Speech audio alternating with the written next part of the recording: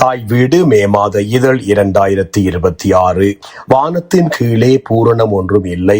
ஈழத்து புலவர் சரிதையும் கவிதை திரட்டும். வில்லியம் நேவின்ஸ் முதல் சதாசிவம் வரையிலான வரலாற்று வரைவு. பாகம் 2.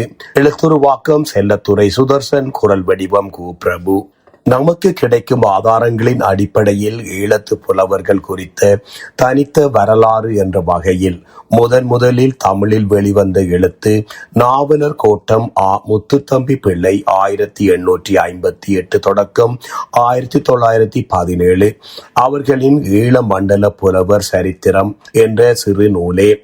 ஈழத்து புலவர் வரலாற்றின் ஒரு சுருக்க முன்வரைவாக அமையும் இந்நூல் 1922 ஆண்டு யாழ்ப்பாணம் நல்லூர் அச்சுக்கூடத்திலே அச்சிடப்பட்டு வெளியாகியது. கையடக்க பதிப்பாக வெளிவந்த இந்த நூல் 12 பக்கங்களை கொண்டது. இந்நூல் முத்துத்தம்பி பிள்ளை அவர்கள் ஆற்றிய உரையின் அச்சு வடிவமே என்பதை 1960 ஆண்டு மரணிக்கியார் என்பார் தொகுத்து யாழ்ப்பாணம் வண்ணார்பண்ணை ஸ்ரீ சண்முகநாத அச்சகம் வெளியிட்ட ஈழ நாட்டு தமிழ் விருந்து என்ற நூலின் வாயிலாக அறிய முடிகின்றது. மரணிக்கியார் தொகுத்த நூலிலே இடம்பெறும் முத்துத்தம்பி பிள்ளையின் கட்டுரையின் நிறைவில் 1912 ஆண்டில் மதுரை தமிழ் சங்கத்திலே செய்த ஒரு சொற்பொழிவு 1960-17 என்ற குறிப்பு இதனை தெளிவுபடுத்துகின்றது. இக்கட்டுரையின் முக்கியத்துவத்தை பண்டிதமணி ஸ்ரீ கணபதி பிள்ளை அவர்கள் பின்வருமாறு குறிப்பிடுகின்றார். இதனை எழுதிய முத்துத்தம்பி பிள்ளை அவர்கள் தொடாத விடயம் இல்லை என்றே சொல்லலாம். ஈழமண்டல புலவர்களை பற்றி சொல்பவர்கள் அரசகேசரியிலே இருந்து தொடங்குவது வழக்கம். முத்துத்தம்பி பிள்ளை அரசகேசரிக்கு மேலே அடியார்க்கு நல்லார் சிலப்பதிகார உரையாசிரியர், அவருக்கு மேலே செங்கையாரிய சக்கரவர்த்திக்கு முன் அந்தக கவி வீரராகவன் என்று போய் முரஞ்சியூர் முடியநாயக்கரிலே தொடங்குகின்றார். ஈழத்து பூதந்தேவனாரை பற்றி ஒன்றுமே சொல்லவில்லை. அரசகேசரிக்கு பின் ஆறுமுக நாவலர் பரிந்தயம் விவரித்து அப்பாலும் அப்புலவர் பரம்பரை நடக்குமாறு கட்டியிருக்கின்றார். இது ஈழ மண்டல புலவர் சரித்திரம் எழுதுபவர்களுக்கு ஓர் அடிநிலை கருவூலம். மேற்குறித்த பண்டிதமணியின் கூற்று ஈழத்து புலவர்களுக்கென்றே தனியான சரிதம் எழுதும் முயற்சியின் அடிநிலை கருவூலம் முத்துத்தம்பி பிள்ளையின் எழுத்தோடுதான் ஆரம்பிக்கின்றது என்பதை தெளிவுபடுத்துகின்றது. இச்செய்தி வரலாறு ஒன்றின் தொடக்க புள்ளியையும் சுட்டி நிற்கின்றது. ரத்தினசாமி ஐயர் என்பார் 1990 மேன்மக்கள் சரித்திரம் என்றொரு நூலை எழுதினார்.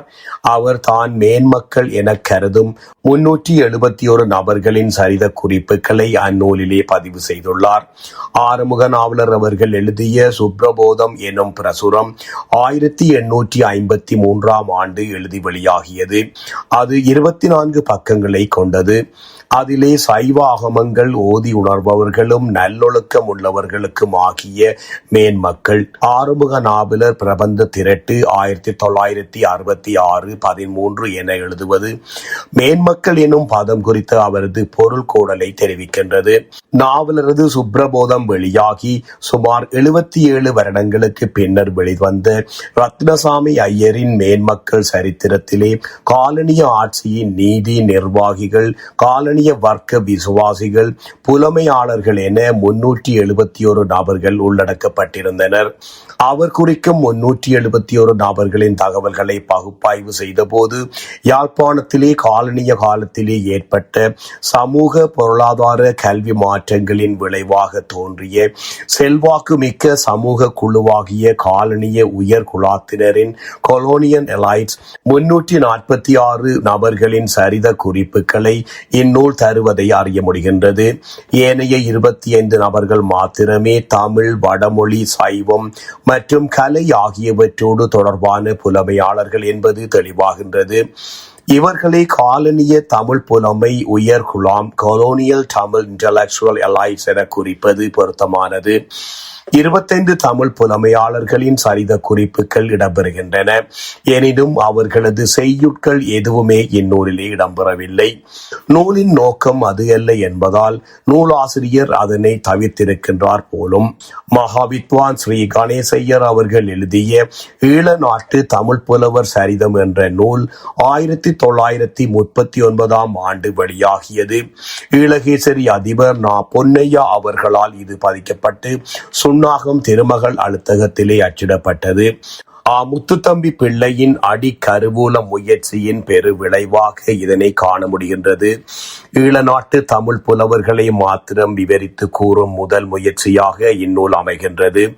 தமிழ் புலவர்கள் சரிதம் எழுதிய சுன்னாகம் குமார் சுவாமி புலவரிடம் பாடம் கேட்ட கணேசையர் புலவர் எழுதுவதிலும் துணை செய்திருக்கின்றார். குமார் சுவாமி புலவர் துணை புரியும் குணசீலராகிய சில உபகார புருடர்களையும் பலவாறாய துணை விரும்பி தழுவினவாம். இவர்களும் திருத்தமும் பிறவுமாக சில துணை புரிந்தார்கள் என கூறி பெயர் சொல்லும் அறிஞர் எழுவருள் புன்னை கணேசையர் என்ற பெயரும் இடம்பெற்றிருப்பது இதை தெளிவுபடுத்துகின்றது.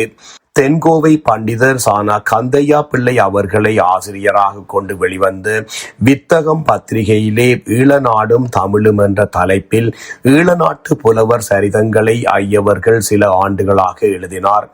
ஈழகேசரி நா. பொன்னையா பிள்ளை அவர்களின் வேண்டுகோளால் மீதியும் எழுதப்பட்டு முன்னர் எழுதியவற்றோடு சேர்க்கப்பட்டு ஐயரது சரிதம் வெளிவந்தது. இந்த நூலின் வரலாற்று முக்கியத்துவம் குறித்து சிலவற்றை குறித்துக் கொள்வது பயனுடையது. தமிழ் புலவர்கள் சரிதம் எழுதியானது 1939 ஆண்டு வரையும் தமிழ்நாடு ஈழமாகிய இரு நிலத்தினையும் உள்ளடக்கியதாகவே அமைந்திருந்தது. கணேசையர் தனது காலம் வரை தொடர்ந்த இந்த போக்கை மாற்றி அமைத்து ஈழத்துக்கென தனியானதும் தனித்துவமானதுமான புலவர் பலரது சரிதங்களை எழுதுவதையும் அவர்களது கவிதைகளை திரட்டுவதையும் ஆரம்பித்து வைத்தார். இந்த வகையிலே ஐயர் அவர்களின் இந்த முயற்சியை ஒரு முன்னோடி முயற்சி என குறிக்கலாம். இந்நூலிலே பெயர் ஈழநாட்டு தமிழ் புலவர் சரிதம் என்பதாகும். ஈழநாடு எனினும் இலங்கை தீவு எனினும் ஒக்கும் என்ற அவரது கூற்றானது ஈழம் என்ற அடையாளத்தை பேணுகையை தெளிவுறுத்தி நிற்கின்றது. ஈழநாட்டு எல்லைக்குட்பட்டு நின்று தனது இந்நூலை எழுதுகின்றார் ஐயர். சரிதம் எழுதுகை தொடர்பாக ஐயர் அவர்கள் ஒரு கொள்கையை வகுத்திருந்தார் என்பதை அவரது முகவுரை தெளிவுறுத்துகின்றது. அக்கொள்கையிலே அடங்கும் அம்சங்களில் முதலாவது என குறிப்பிடக்கூடியது பாட்டு கட்டுவோர் மாத்திரமே புலவர் என கணிக்கப்பெறும் தமிழ் சூழலில் அவர்கள் அல்லாத புலமையாளர்களையும் ஐயர் தமது நூலுள் அடக்கியமையே. இச்சரித்திரத்தின் கண்ணே இலக்கணங்களில் நன்கு பயின்று கவிபாடும் திறமுடைய புலவர்களுடைய சரிதம் மாத்திரம் கூறினேம் அல்லேம். இயற்கையிற் கவிபாடும் திறனமை யாதவராயினும் இலக்கண இலக்கியங்களில் அதி திறமை வாய்ந்த புலவர்கள் சரித்திரமே கூறியுள்ளோம். இதற்கு காரணம் கவிபாடும் திறமையுடையோர் காலம் செல்ல செல்ல அருகியமையே. நம் ஈழ நாட்டுக்கு மட்டுமின்றி தமிழ்நாடு முழுமைக்கும் பெரும் பயனளித்துள்ள பெரும் புகழ் படைத்த புலவரும் இவற்றுள் சிலருளர். அடுத்ததாக குறிப்பிடக்கூடிய அம்சம் புலவர்களை தொகுத்த ஒழுங்குமுறை. ஐயருக்கு முற்பட்டோர் புலவர்களது பெயர்களை அகர வரிசையிலே தொகுத்து அமைக்க ஐயர் காலத்தை கருத்தில் கொள்கின்றார். சரிதம் என்பது வரலாற்று அமைவுக்கு உட்பட்டது என்பதை மிகுந்த கரிசனையோடு ஏற்றுக்கொண்டிருந்ததை அவரது பின்வரும் கூற்றுக்கள் புலப்படுத்துகின்றன. இந்நூலின்கண் வரும் புலவர்களின் சரித வைப்பு முறை அவர்களுடைய இறந்த காலத்தின் முறையே முறையாக பெரிதும் கொண்டு வைக்கப்பட்டுள்ளது. மறைந்துவிடப்பட்ட புலவர்கள் சிலர் சரிதங்களையும் பலருக்கு தெரியாது மறைந்து போன புலவர்கள் சிலர் சரிதங்களையும் இயற்கையின் கவிபாடும் திறமாந்திரம் அமைந்த புலவர்கள் சிலர் சரித்திரங்களையும் அனுபந்தமாக சேர்த்து கூறியுள்ளோம். இச்சரிதங்களுள் நீண்ட காலத்திற்கு முன்னும் அதன் பிற்காலத்தும் இறந்தவருடைய சரிதங்களை அன்றி சமீப காலத்தில் இறந்தவருடைய சரிதங்களை தாமும் பெற்றுக்கொள்ளுதல் மிக அருமையாயிருந்தது. அவர்கள் காலத்தை பெறுதல் அதனினும் அரிதாயிருந்தது. புலவர்களுடைய சரிதங்களை அவர்கள் கற்ற மித்திரர்கள் வாயிலாக பெறுதல் அரிதாயிருந்ததெனின் ஏனையோர் வாயிலாக பெறுதலை பற்றி யாம் இங்கே எடுத்து கூறேன் மிகையாகும். சில புலவர்களுடைய காலத்தில் காலத்தை அவர்களோடு ஒரே காலத்தில் இருந்த புலவர்களுடைய காலங்களை கொண்டு ஒருவாறு நிச்சயித்தெழுதியுள்ளோம். இவற்றுக்கு சில மாதங்கள் முன்னிறந்த புலவர்களுடைய பிறந்த ஆண்டை அறிதற்கு யாம் பெரிதும் முயற்சித்தும் பெற்றிலேமெனின் அதற்கு முன்னிறந்தவருடைய காலங்களை சரியாக அறிவது எப்படி என்பதை அறிஞர்கள் சிந்திப்பார்களாக. ஆதலால் காலவரையின் கண் வரும் பிழைகளை அறிஞர்கள் பொறுத்து கொள்வார்கள் என எண்ணுகின்றோம். சில புலவர்கள் சரிதங்களை முச்சரிதங்களை சுருக்கி எழுதப்பட்டன. சில சரிதம் எமக்கு தெரிந்தவாறே எழுதப்பட்டன. இச்சரிதங்கள் எனலாம் புனைந்துரையின்றி உண்மையாகவே எழுதப்பட்டனவாகும். எம் காலத்தில் இருந்து இறந்தவர்களுடைய சரிதங்களுள் எமக்கு உண்மை என்று காணப்படாத சில சரிதங்களை நீக்கியுள்ளோம் என்றெல்லாம் கூறுவது கவனத்துக்குரியது. சரிதம் எழுதுகையிலே நவீன காலத்துக்கேற்ற தமிழ் நடையை பின்பற்ற வேண்டும் என்ற ஐயரின் சிந்தனை அவர் பின்வருமாறு கூறுகின்றார். இச்சரிதங்களிலே உள்ள வாக்கியங்களுள் வரும் தொடர் மொழிகளுள் பெரும்பாலான படிப்போர் எளிதுடரற் பொருட்டு சந்தி நோக்காது பிரித்து எழுதப்படும். புலவர்களுடைய இயற்பெயர்களுள் சில இலக்கண விதி நோக்காது வழங்கி வந்தபடியே எழுதப்பட்டும் உள்ளன. இந்நூலில் ஈழத்து பூதந்தேவனார் முதலாக 64 புலவர்களது சரிதங்களும் கவிதைகளும் நூலின் முதற் பகுதியில் அமைகின்றன. அனுபந்த பகுதியில் 37 புலவர்களது சரித குறிப்புகளும் கவிதைகளும் அமைகின்றன. ஈழமண்டல புலவர்கள் தொடர்பான நுணுக்கமான ஆய்வு குறிப்புகளை ஐயர் தருகின்றார். புலவர் வரலாற்றினோடு ஈழத்து இலக்கிய வரலாற்றை கட்டமைப்பது அவரது நூலின் வரலாற்று முக்கியத்துவம் என குறித்துக் கொள்ளலாம். மரபையும் மரபிலிருந்து கிடைக்கும் புதுமைக்கும் புதுமை காலத்தின் அனுசரிப்பையும் ஐயர் எழுதிய சரித்திர குறிப்புகளில் காண முடிகின்றது. புலவர்களது காலகட்டம் தொடர்பான ஐயரது கணிப்புகள் வரலாறு மீதான அவரது கரிசனையை காட்டுகின்றது. சில புலவர்களது சரிதங்களை எழுதிவிட்டு அவர்களது கவிதைகளை தருவதற்கு முன்னதாக புலவர்கள் இறந்த பின்னர் எழுதப்படும் நிதி நிர்ணய வெண்பாவை தருவது காலத்திற்கு மேலான ஐயரது கரிசனையை காட்டுகின்றது. ஐயரவர்கள் தனக்கு முன்னர் வெளிவந்த தமிழ் புளூராக், பாவலர் சரித தீபகம், தமிழ் புலவர் சரித்திரம் ஆகிய 3 நூல் செய்திகளையும் ஈழ அடிப்படையில் வகுத்து தொகுத்து தானும் சேர்த்து ஒன்றாக்கி தந்துள்ளார். ஈழத்து புலவர் சரித்திரத்திற்கென கணேசையர் வகுத்த புது பாதையில் பேராசிரியர் சதாசிவம் அவர்கள் பயணித்ததன் பயனே ஈழத்து தமிழ் கவிதை களஞ்சியம். இது 1966ஆம் ஆண்டு இலங்கை சாகித்ய மண்டலத்தினாலே வெளியிடப்பட்டது. சதாசிவம் அவர்கள் தாம் எழுதிய ஈழமும் தமிழும் என்ற ஈழத்து இலக்கிய வரலாறு தொடர்பான கட்டுரையை ஈழத்து பூதந்தேவனாரிலே ஆரம்பித்து கணேசையரிலே நிறைவு செய்கின்றார். 20ஆம் நூற்றாண்டில் ஈழத்தில் வாழ்ந்து தமிழ் மொழிக்கு சிறந்த தொண்டாற்றிய பெரியார்களுள் வித்துவான் கணேசையரை சிறப்பாக குறிப்பிடலாம் என்கின்றார். இதன் மூலம் சதாசிவம் அவர்கள் ஈழத்து தமிழ் கவிதை களஞ்சியம் என்னும் தமது முயற்சிக்கு ஐயர் அவர்களின் தொகுப்பு நெறியை ஆதர்சமாக கொள்ள விரும்பியிருக்கின்றார் எனவும் ஐயரை தமக்கு முன்னோடியாக வரிந்துள்ளார் எனவும் ஊகிக்க முடிகின்றது. இந்த ஊகம் சரியானது என்பதை சதாசிவம் அவர்களின் நமது களஞ்சியத்தின் முகவுரையிலே கூறும் பின்வரும் கூற்று மேலும் உறுதிப்படுத்துகின்றது. வரலாற்று குறிப்புகளை எழுவதற்கு துணை புரிந்த நூல்கள் சதாசிவம் பிள்ளை எழுதிய பாவலர் சரித்திர தீபகமும் வித்துவான் கணேசையர் எழுதிய ஈழநாட்டு தமிழ் புலவர் சரிதமும் ஆகும். அந்நூல்களில் காணப்படாத பல புலவர்கள் பற்றிய குறிப்புகள் அப்புலவர்களின் வழித்தோன்றிய பரம்பரையினரிடமிருந்து பெற்று சேர்க்கப்பட்டன. காலத்தை பற்றிய செய்திகள் தெரிந்த அளவில் கூறப்பட்டன.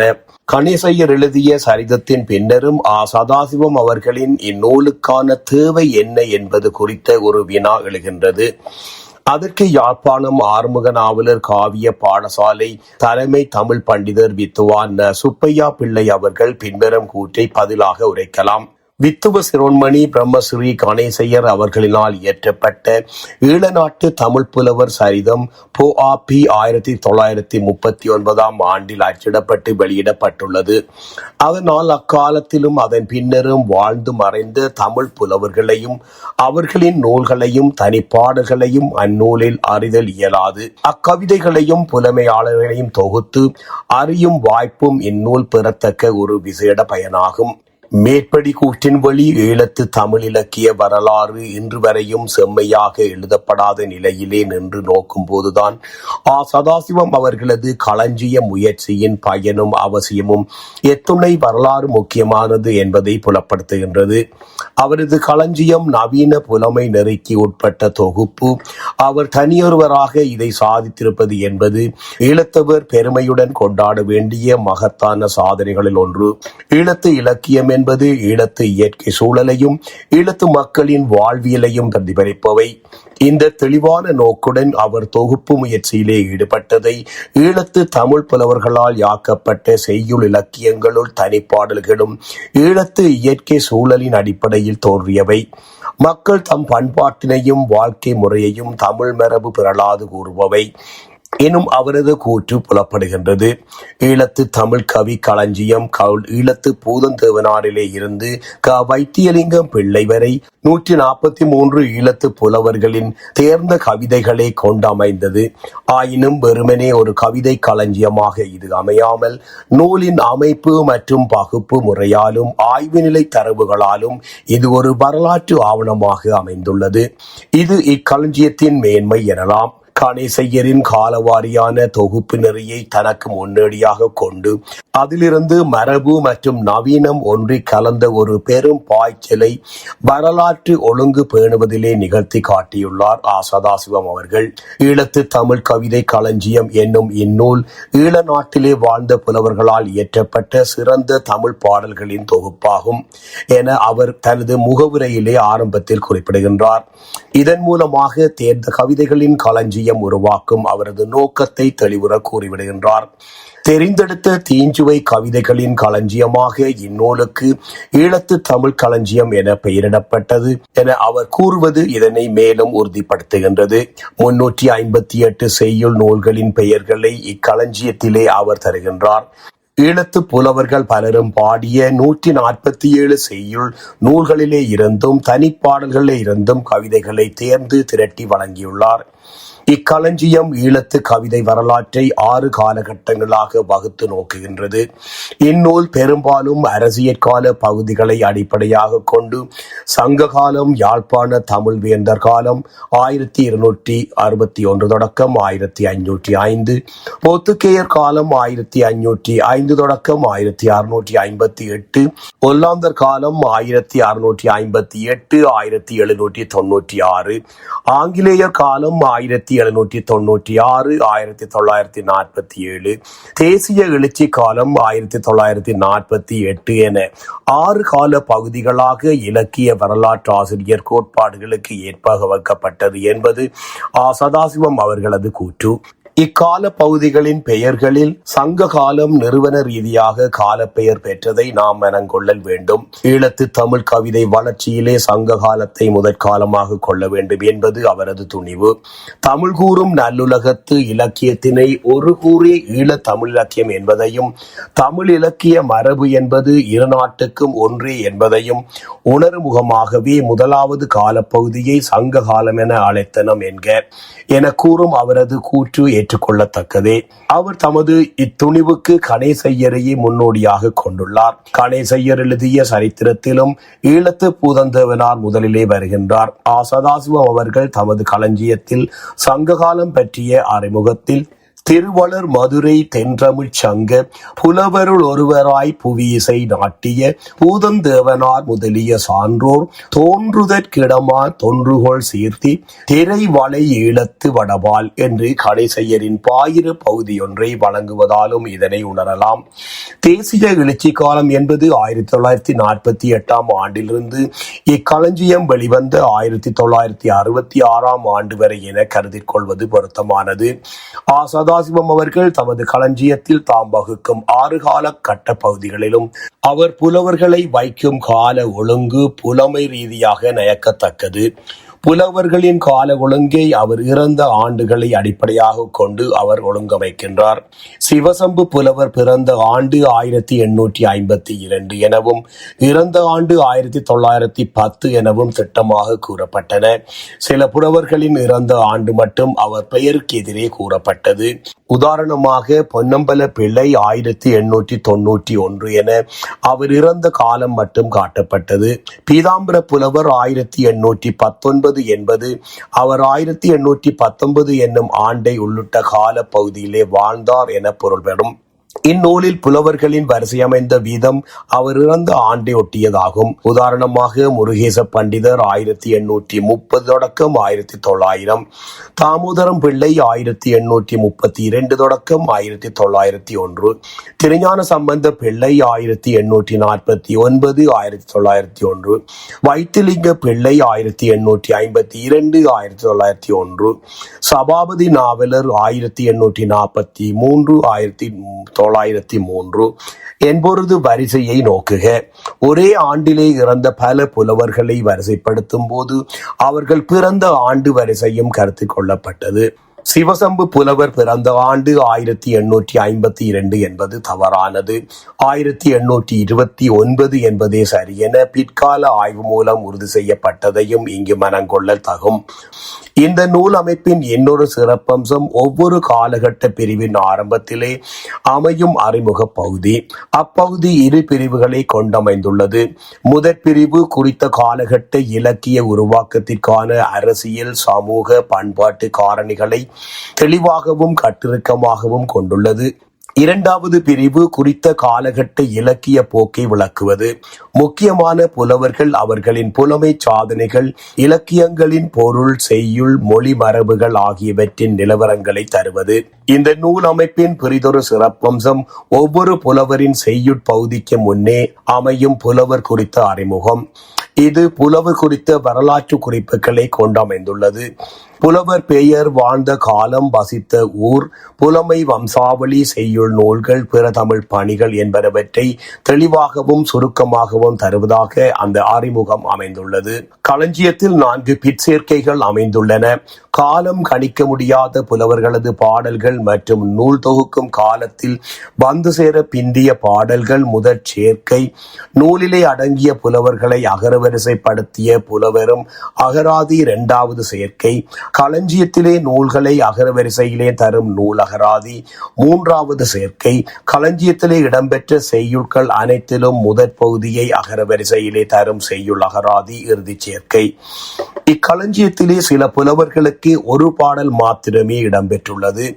சில புலவரது நூல்கள் கிடைக்காத நிலையிலே சைமன் காசி செட்டி, குமாரசுவாமி புலவர், சதாசிவம் பிள்ளை, கணேசையர் ஆகியோரை அனுசரித்து அவர்களது தமது நூல்களிலே காட்டிய பாடல்களை சதாசிவம் அவர்கள் தாமும் உள்வாங்கி அடக்கி தொடர்ச்சி பேணியிருப்பது சிறப்பிற்குரியது. கல்வெட்டுக்களில் வரும் பாடல்கள், உதிரி பாடல்கள், சித்திர கவிகள், யாழ்ப்பாண வைபவ கௌமுதியிலே வரும் பாடல்கள் முதலியவற்றை தமது 2வது பதிப்பிலே உள்வாங்க அவர் எண்ணியிருக்கலாம். இக்களஞ்சியத்தின் வரலாற்று முக்கியத்துவம் தொடர்பாக சில கருத்துக்களை இங்கு பதிவு செய்வது பொருத்தமானது. முதலாவது, ஈழத்து தமிழ் இலக்கிய வரலாறு எழுதுகைக்குரிய நேர்த்தியான ஒரு முன்வரைவு ஒன்றை இக்களஞ்சியத்தின் கட்டமைப்பு வழங்குவது. இத்தன்மை காரணமாக இக்களஞ்சியத்தை ஒரு கருவி நூல் எனும் அந்தஸ்து வழங்கி வியக்கின்றார் பேராசிரியர் வி. செல்வநாயகம் அவர்கள். அவரது பின்வரும் கூற்று இங்கு நோக்கத்தக்கது. ஈழ நாட்டு தமிழிலக்கிய வளத்தினை, வரலாற்றை முறைப்படி ஆராய்வதற்கும் ஈழத்து தமிழ் பிரபந்தங்களின் இலக்கிய சிறப்பினை மட்டிடுவதற்கும் ஒரு சிறந்த கருவியாக இந்நூல் அமைந்துள்ளது. இரண்டாவது, 1965 ஆண்டு காலவரையான ஈழத்து தமிழ் கவிதை வரலாற்றை, அதன் பன்முகத்தன்மையை வரைய இக்களஞ்சியமே இன்று வரை முதன்மை நூலாக அமைந்து விளங்குகின்றது. இதுவரை ஈழத்து தமிழ் கவிதை வரலாற்றை உரைக்கும் நூல்கள் சிலவும் கட்டுரைகள் பலவும் வந்திருப்பினும் அவை யாவும் கால கரிசனை இன்றியும் கவிதை தேர்விலே தவறியும் போயிருக்கின்றன என்பது குறிப்பிடத்தக்கது. மூன்றாவது, ஈழத்து செய்யுள் இலக்கிய வரலாற்று நூலாக விளங்குவது. ஈழத்து செய்யுள் இலக்கிய வரலாறு இன்னமும் செம்மையாக எழுதப்படாத நிலையிலே இக்களஞ்சியம் அத்தேவையை பூர்த்தி செய்து வருகின்றது. ஈழத்து செய்யுள் இலக்கிய வரலாறு பற்றிய கற்கை நெறி இன்னமும் ஒழுங்குபடுத்தப்படவில்லை. உருவம் உள்ளடக்கம் உணர்த்தும் முறை என்ற பழைய கஞ்சியையே இப்போதும் சூடாக்கி வார்க்கப்படுகின்றது. 4வது, ஈழத்து புலமை வரலாற்றை கவிதைகள் வழியாக அறிவதற்கும் ஈழத்தின் கவிப்புலமை திறத்தின் செழுமையை அறிவதற்கும் முதல் நூலாக அமைவது. கவிதை வரலாற்றை பொறுத்தவரை இது மிக முக்கியமானது. காலந்தோறும் தேர்ந்த கவிதைகளை வரிசைப்படுத்துதல் என்பது கவிதை வரலாற்றுக்கு பலமளிப்பது. கவிதை வரலாறு என்பதை கவித்துவம் மிக்க கவிதை வரலாறு என கட்டமைக்க அது உதவுகின்றது. 5வது, ஈழத்து புலவர் வரலாற்றை காலவரன் முறையிலே அறிய தருவது. ஈழத்து புலவர் வரலாறு குறித்த நூல்களில் கணேசையரின் ஈழத்து தமிழ் புலவர் சரிதம் நீங்களாக உள்ள அனைத்துமே காலவரிசை கரிசனைக்குட்பட்டு அமையவில்லை. அதன் காரணமாக ஈழத்து புலவர் வரலாறு பற்றிய அறிக்கைக்கு இந்நூல் ஆதாரமாக அமைகின்றது.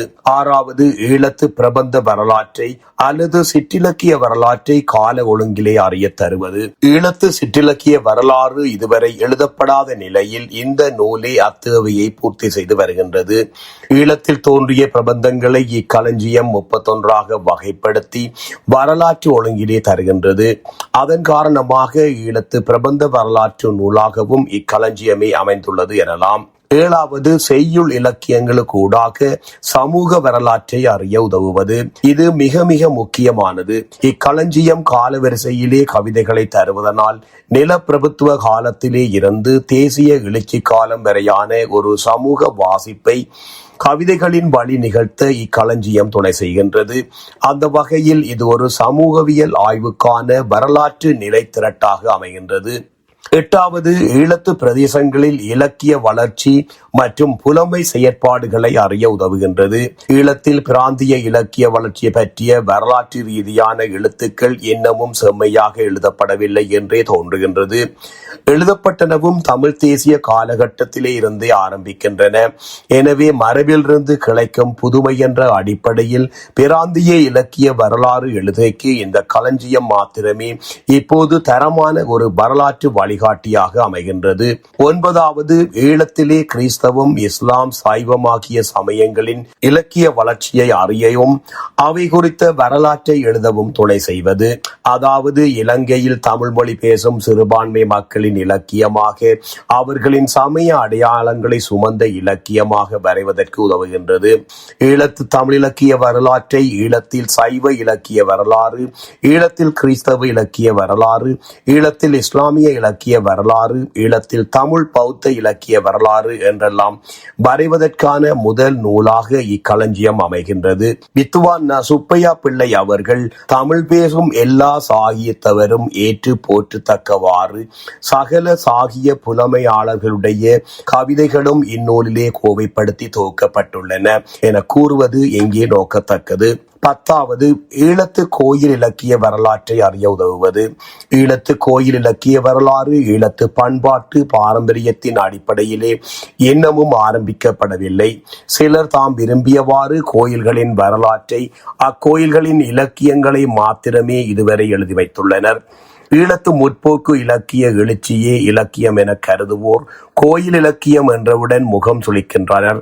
ஆனால் அக்கோயில்கள் பற்றிய ஆய்வுகளை வெள்ளைத்தோல் ஆய்வாளர்கள் செய்தால் கண்மூடித்தனமாக மொழிபெயர்க்கின்றனர். இன்றும் ஈழத்து கோயில் இலக்கியம் பற்றிய ஆய்வுக்கு ஈழத்து நிலவியலின் அடிப்படையிலே ஒரு வழிகாட்டியாக இருப்பது இக்கவிதை களஞ்சியமே. 11வது, ஈழத்து தனிப்பாடல் வளர்ச்சியை அறிய துணை செய்வது. தனிப்பாடல் திரட்டுகின்ற 3 தொகுதிகள் இதுவரை தமிழிலே வெளிவந்துள்ளன. அந்த 3 தொகுதிகளிலும் ஈழத்து புலவரது தனிப்பாடல் ஒன்று கூட இடம்பெறவில்லை. ஆனால் இக்கவிதை களஞ்சியம் ஈழத்து புலவர் பலரின் தனிப்பாடல்களை அடையாளப்படுத்துகின்றது. எனவே ஈழத் தனிப்பாடல் திறத்தை ஆராய்ந்து அறிவதற்கும் அவற்றை தொகுப்பதற்கும் இதன் வரலாற்றை வரைவதற்கும் இக்களஞ்சியமே உதவுகின்றது. 2007ஆம் ஆண்டு இக்கவிதை களஞ்சியத்திலே இடம்பெற்ற தனிப்பாடல்களை உள்வாங்கி ஈழநாட்டு புலவர்களின் கவித்திறமும் தனிப்பாடலும் என்ற நூலை பன்மொழி புலவர் கனகரத்தினம் அவர்கள் எழுதியுள்ளமை இங்கு மனந்து கொள்ளத்தக்கது. 12வது ஈழத்து சித்திரக்கவி வரலாறு குறித்தது. தமிழகத்தோடு ஒப்பிட்டு நோக்கில் ஈழத்து புலவர்களின் வித்துவ கவித்துவ மேன்மை தெரியும் துறைகளுள் சித்திர கவித்துறையும் ஒன்று. ஈழத்து ஆய்வாளர் ஞானம் பாலச்சந்திரன் அவர்கள் ஈழமும் தமிழும் 6 சித்திர கவி திரட்டு என்ற வரலாற்று முக்கியத்துவமுடைய நூலை 2016ஆம் ஆண்டு வெளியிட்டார். சதாசிவம் அவர்களின் கவிதை களஞ்சியத்தை வாசிப்போர் ஞானம் பாலச்சந்திரனின் ஈழத்து சித்திர கவிதை திரட்டையும் கவனத்தில் கொள்ள வேண்டிய தேவை ஏற்படுகின்றது. 13வது ஒரு கவிதை களஞ்சியத்தை புலமைசார் செயற்பாடாக எவ்வாறு உருவாக்க வேண்டும் என்பதற்கு இன்று வரை வழிகாட்டியாய் இருப்பது இக்களஞ்சியமே. இவ்விடத்தில் பேராசிரியர் வி. செல்வநாயகம் அவர்கள் எம்முடைய நாட்டிலே இழந்த நூல்களுள் இன்னும் அச்சிடப்படாதவற்றை தக்க முறையிலே ஆராய்ந்து அச்சிடுவதற்கு வேண்டிய ஊக்கத்தை இந்நூல் தமிழறிஞர்களிடையே எழச் செய்யும் என்பதில் ஐயமில்லை என கூறுவது கவனிப்புக்குரியது. அவசரத்தில் பெற்றெடுக்கும் காலக்கரிசனையற்ற புதுக்கவிதை நாமவழி அகவரிசை தொகுப்புகள் பல இன்றும் ஈழத்திலே வந்தவாறுள்ளன. அவை வரலாற்றுக்கு பயனற்றவை. பேராசிரியர் சதாசிவம் அவர்களின் பெரும் முயற்சியிலே வெளிவந்த கவிதை களஞ்சியம் இதுவரை 4 பதிப்புகளை கண்டுள்ளது. 3வது பதிப்பு பற்றி நூலகவியலாளர் என். செல்வராஜா அவர்கள் எழுதிய நூற்றாண்டு நினைவுகளில் பேராசிரியர் சதாசிவம் என்ற கட்டுரை வீரகேசரியிலே வெளிவந்தது. அதை வாசித்தால் 3வது பதிப்பை புரிந்து கொள்ளலாம்.